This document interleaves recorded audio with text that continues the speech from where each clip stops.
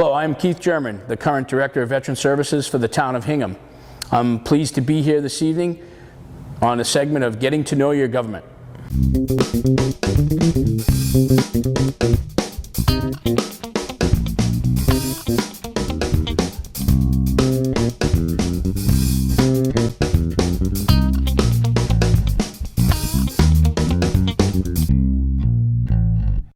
The principal mission of the Department of Veteran Services is to be the chief advocate for the nearly 500,000 veterans that we have here in the Commonwealth. We advocate for their rights. We try to secure through legislation at the General Court funding through the Governor's Council that will establish programs to help veterans and their families. You simply go to the nearest Veteran Service office, which here in Hingham, it's at the Town Hall, located up on the second floor. And you can make an application. It's every veteran's right to make an application for Chapter 115 benefits. Again, it's means tested, meaning it depends on your income, your financial status, your assets. There's a series of questions. There's actually about a 3-page application process that we go through, and we collect supporting documents from you. We run that through a state database which matches your income to the state income levels, and we eventually come up with a number that you may or may not qualify for. Under Mass General Law, in order to be a veteran of the Commonwealth, you have to have served over 90 continuous days of active duty service or been a Guard or Reserve member called to active duty under Title 10.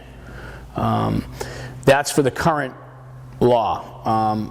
We do classify other veterans all the way back to from World War II forward, and each one has a specific date and time that they must serve. For instance, there's 2 periods during the Vietnam War where 180 days was needed to qualify to become a veteran at that period if you were from that era.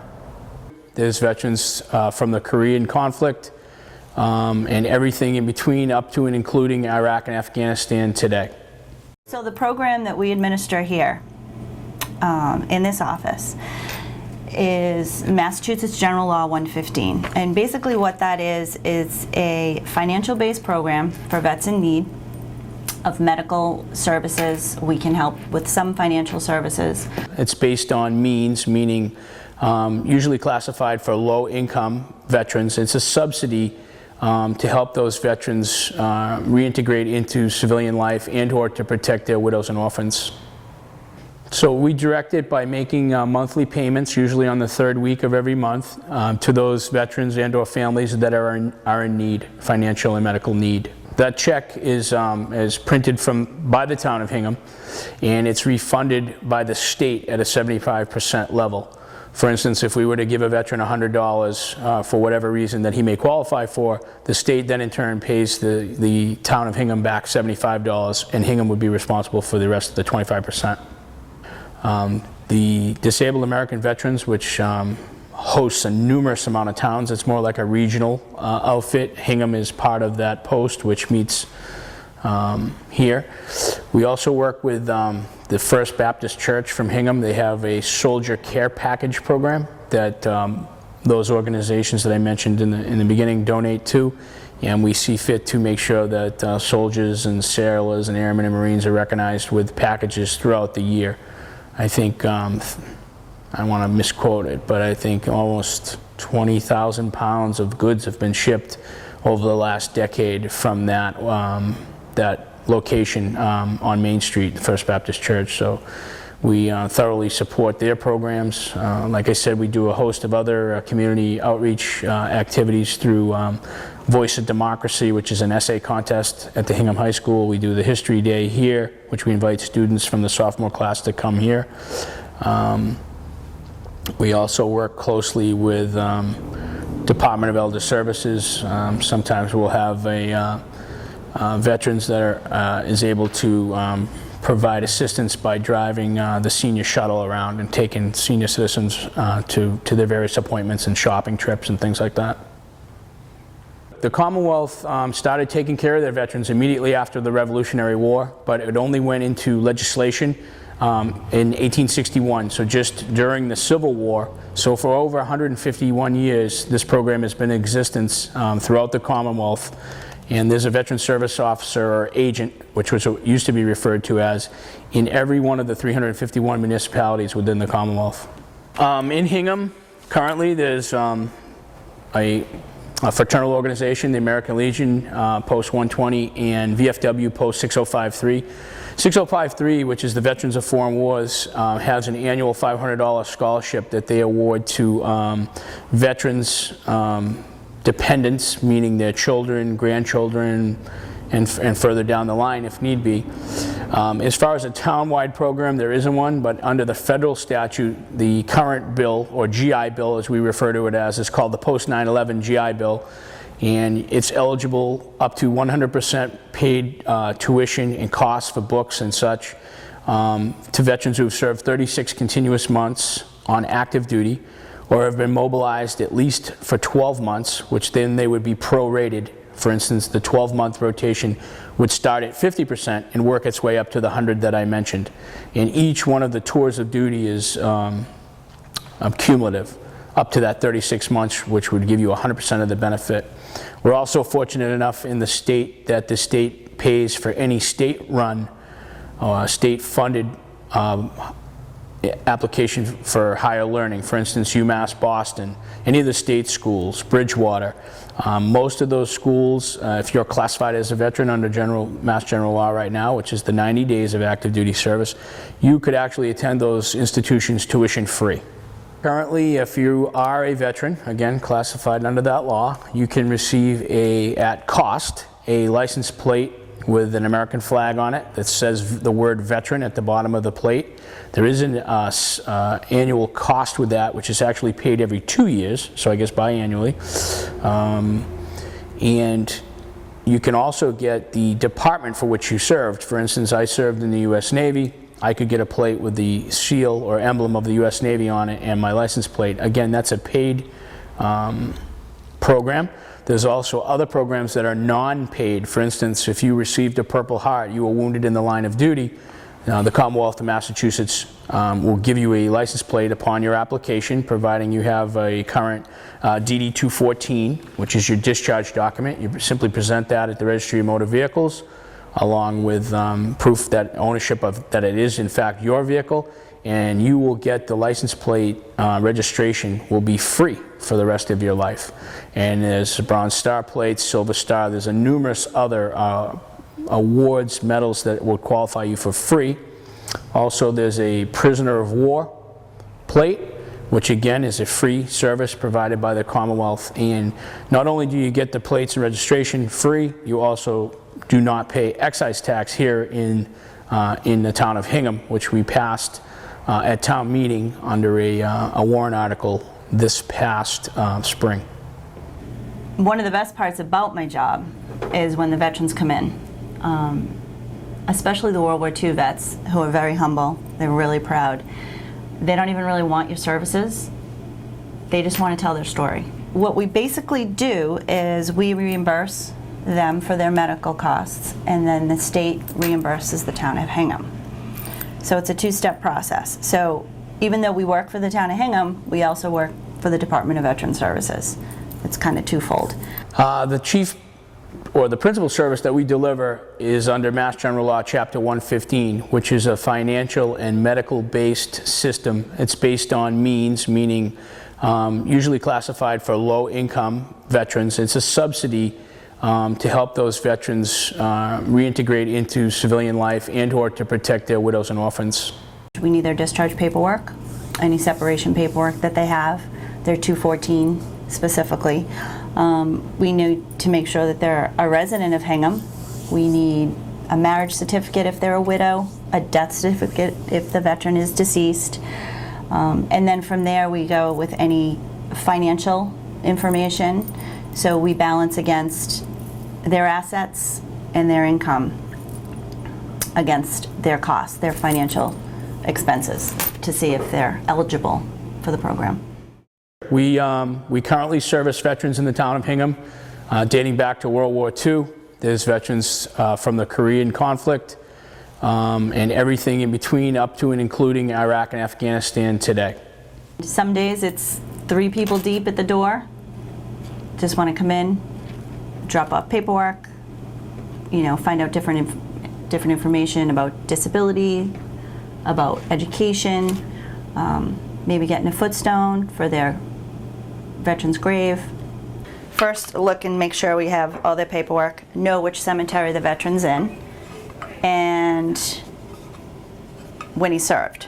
And the family members can come in, receive this from us, bring it over to the cemetery, place it in the ground themselves. All right, so these are some of the different grave markers that we have. This one is specific for Vietnam. We have another one here for the Spanish-American War. And this one is just for U.S. veteran. So if we don't know when they served, or which branch they were in, this would work for that. A lot of our veterans are seniors, they're widows, seniors. We work closely with the senior center, get them rides, help them find transportation to and from appointments. We have a very strong Veterans Council in Hingham that does a tremendous job on all of our events, Memorial Day, Veterans Day specifically, but they help out also with 4th of July. And you saw all that at GAR Hall. They work closely, making sure that GAR is kept up, and we have a very involved veteran who, it's basically his museum. He likes to go down there and make sure everything's in order.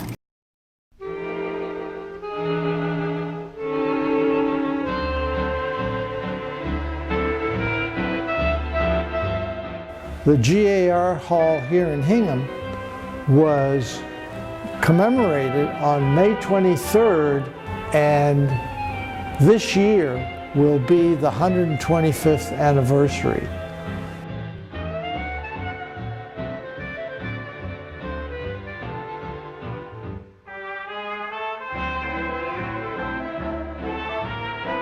These are pictures of World War I veterans who were killed in action, Korea, Vietnam, and World War II.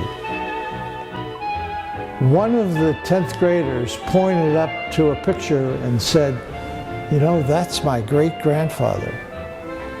So there is that wonderful connection of Hingham residents to today's students.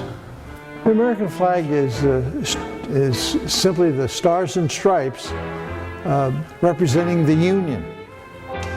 And the stars and bars are representing just quotes, a lost cause.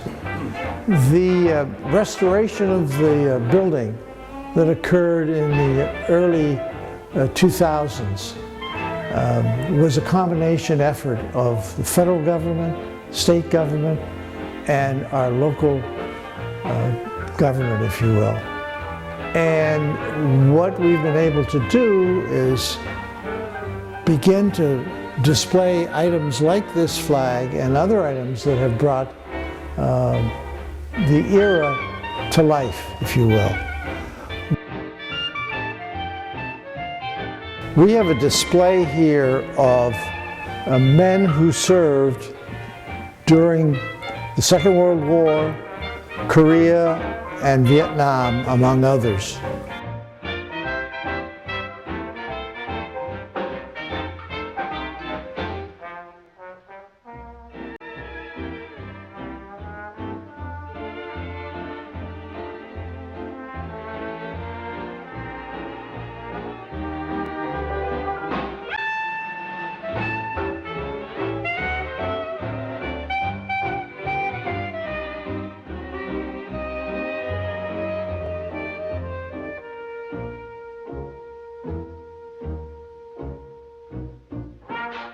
This GAR Hall is truly proud of the fact that Herbert Foss, a seaman of the U.S. Navy during the Spanish-American War, is the first and only recipient of the Congressional Medal of Honor.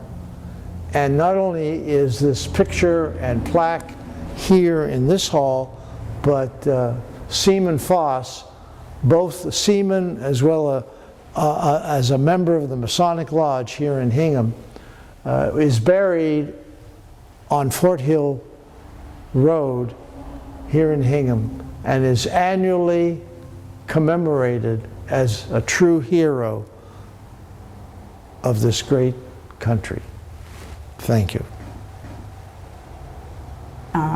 Did he show you the boards out front? There's a board out front he went over, I think it was last year for Memorial Day. They went over there and the children put on basically an event for veterans. So they all went in and sat down, and the kids at the school actually honored them. And then, you know, he also goes over and he speaks to them. He, you know, talks a little bit, gives a presentation, and they all wrote thank you notes. It's all outside. That'd be a good shot for you. It's one of my favorites. They're just they're thank you notes from when he goes over and does his presentation. They've been coming here for the last 3 years, so we've found that interaction between the department of the high school department, the history department, Jim Kilcaldy, who is their department head right now, is a real advocate of having this this presentation, along with the principal, Paul Gerard McCann, and superintendent of schools, Dorothy Gallo, who fully recommend this program and that we continue it. It's Hingham's living history that we can present. We actually have veterans from those wars, and we're fortunate that they're able to talk to the students firsthand and get that information. So it's a great program, and we hope to continue it long into the future. So the idea of the school program, Keith's feeling is that, you know, there's history right here in Hingham, and right here on the board you can see how some of them have been affected by his presentation. So I think it's a good lesson for them. It's a great history lesson, and there is a lot of history here in Hingham. So, and the kids obviously appreciate it.